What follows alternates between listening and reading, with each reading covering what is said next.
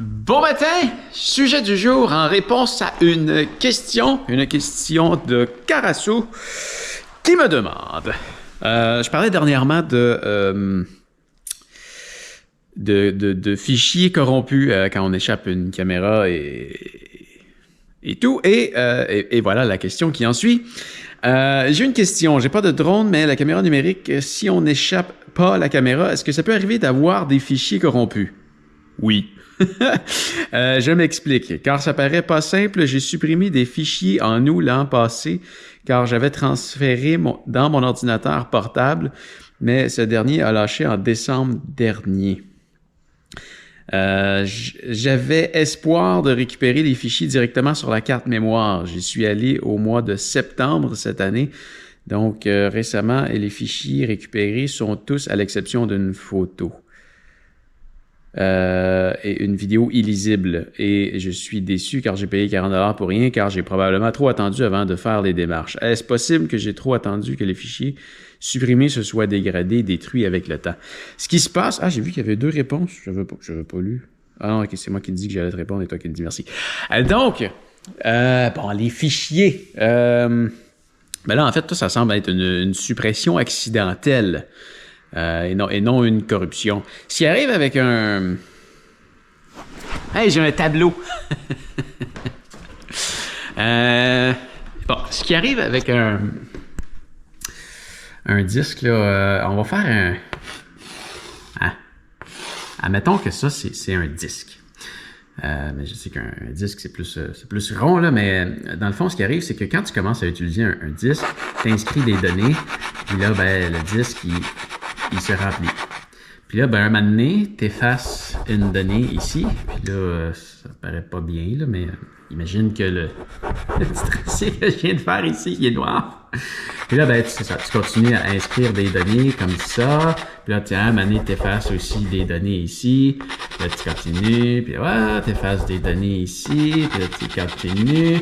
Puis là, quand tu arrives au bout, on recommence au début. Puis là, on bouche les trous. Donc, tu sais, ton fichier vidéo qui était ici, ben, il reste, même si tu supprimes, il reste enregistré sur ton disque ou sur ta carte mémoire, peu importe.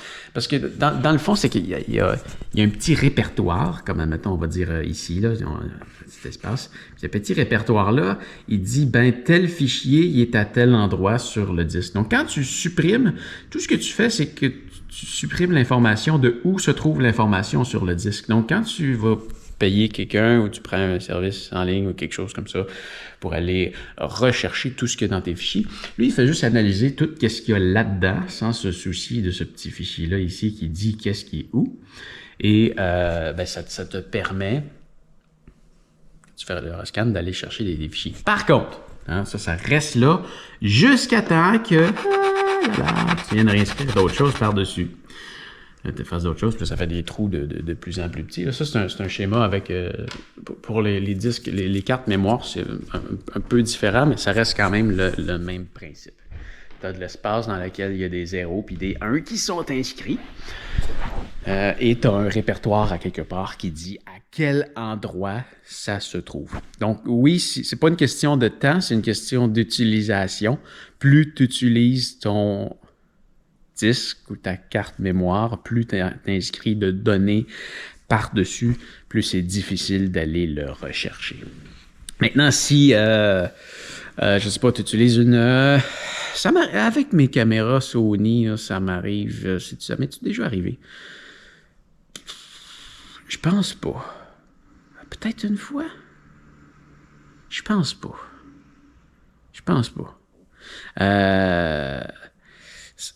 C'est quelque chose qui peut peut-être arriver plus avec une caméra d'entrée de gamme, ou si tu utilises une bonne caméra avec des batteries merde, que la batterie n'est pas capable de dire va falloir qu'on s'éteigne, dude, il va manquer de jus, puis là, elle se ferme. Là, tu as perdu ton fichier. Tu vas te ramasser avec un fichier corrompu. Des fois, tu peux être capable de le lire avec VLC. VLC, ça fait des miracles. Pas tout le temps, par contre. À ce moment-là, tu peux l'ouvrir avec VLC. C'est quoi, c'est vidéo LAN... Je me souviens pas c'était quoi le C. C'est un petit logiciel. C'est un petit logiciel ouvert, là. C'est un petit logiciel open source. Tu peux l'ouvrir avec ça, puis tu peux comme aller le réexporter, puis là, tu serais peut-être capable de le relire avec tout. Ça, c'est à condition que tu aies un gros fichier. Parce que si tu te ramasses avec un petit fichier vidéo qui pèse comme même pas 1 meg, ça, oublie ça, il n'y a rien à faire là-dedans. T'as pas de données là-dedans. C'est un gros fichier vidéo là, qui fait quelques megs, quelques gigs, ou peu importe. Souvent, ça, VLC est capable de le lire. Mais ouais. Mais j'ai déjà perdu des données. Sûrement quelques fois, mais rien de vraiment grave. L'idée, là, c'est d'avoir des copies backup. Toujours. Ça, je le répéterai jamais assez. Des données, tu dois les avoir à minimum. Tu dois au moins avoir une copie de tes fichiers importants.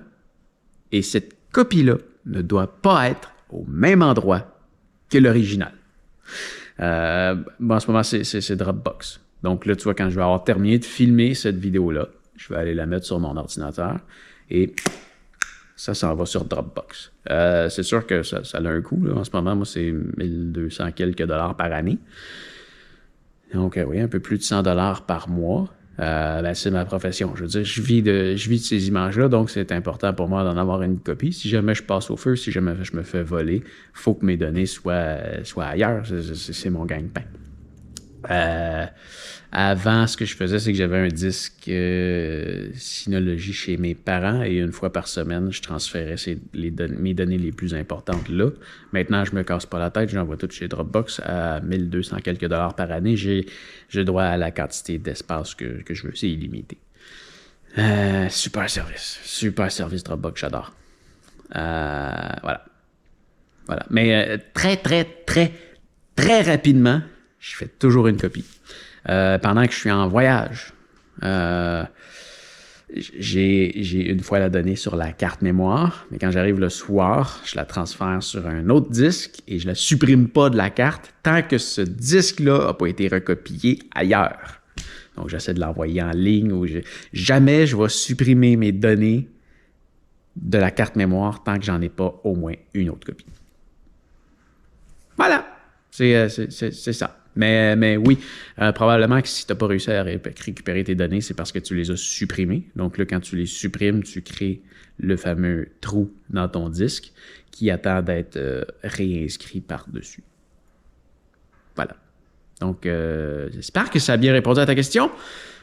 Si tu as d'autres questions, n'hésite pas, écris-moi dans les commentaires et on se revoit demain. Allez, fais attention à toi. Salut!